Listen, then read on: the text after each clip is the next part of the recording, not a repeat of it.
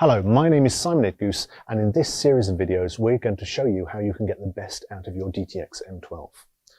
What makes the DTXM12 different from everything else is the ability to stack or layer sounds, so I can have lots of different sounds on top of each other.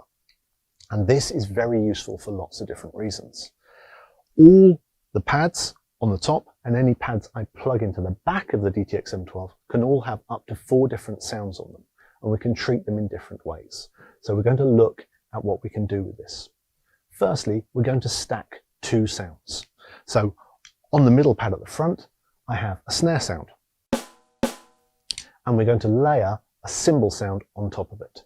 Now this is a little bit more complex than building a kit, but once you've got used to it, it's very, very easy and very, very fast. Now, to start with this, we're going to press the MIDI button, and then we're going to immediately press the enter button. And hopefully you should see mode equals stack on the screen. And then we're going to go 1 page to the right. And because the last pad I hit was this pad here, pad number 8, it shows me the MIDI number, MIDI note number and name for that particular pad, which is D1 or MIDI note 38. But also, if you look at the screen in the top right-hand corner, you can see the letter A. And that shows you that you are playing the first layer. And the layers are named A, B, C, and D. So we're going to add on a layer B to this. So I press the cursor up, so the A starts to flash. Then using the plus and minus, I change that to B.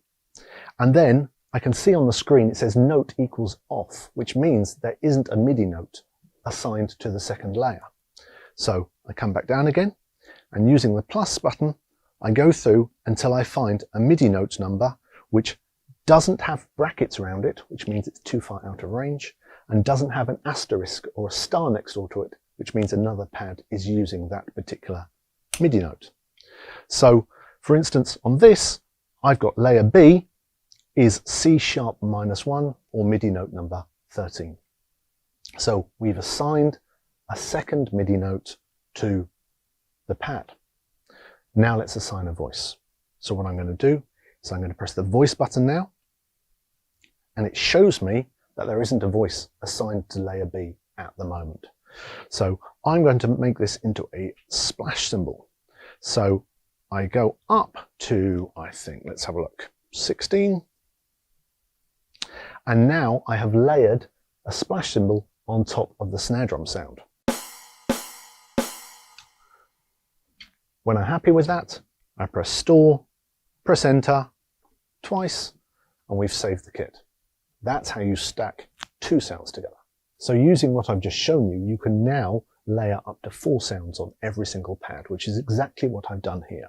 So when I hit pad 8, I've got the snare drum sound, I've got the cymbal that we've just put on top, but I've also got a cowbell and a triangle. And when I hit the pad, it sounds like this. So that's all 4 sounds playing at the same time, which if you want a nice big stacked sound, that's great. But let me show you something else that you can do with this. So if I press the MIDI button and press enter and just scroll to the left until I see mode equals stack, that shows me that I'm stacking the sounds. All 4 sounds are playing together. But if I change that to alternate, something interesting happens. Every single time I hit the pad, it gives me the next sound.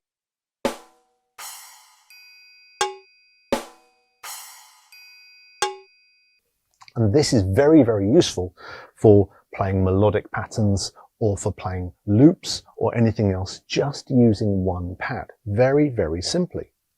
So using this technique, I can get the pads to do a lot more for me. So I could get one to play a simple drum loop,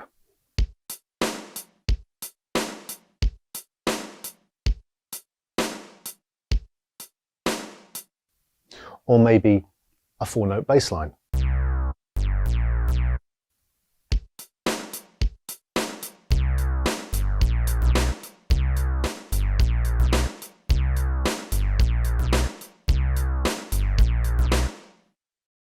But that's not all. We can also use the velocity, or how hard we hit the pad, to change the sound as well.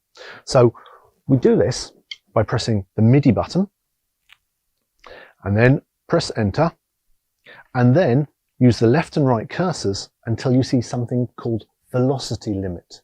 And what this allows you to do is to change how hard you have to hit the pad to make each sound appear. So for instance, on this, if I play lightly, I just get the snare drum sound. If I play a little bit harder, I get the splash cymbal. If I play very hard, I get the cowbell. If I play slightly softer than that, I get the triangle. So depending on how hard I play,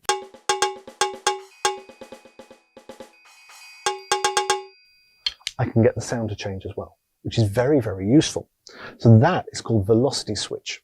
But we also have something called velocity stack. Using exactly the same page under MIDI, I can get the sounds to all fade in. So when I play lightly, I just get one. The harder I play, the more sounds fade in. And that can be really good for adding realism to your drum sounds.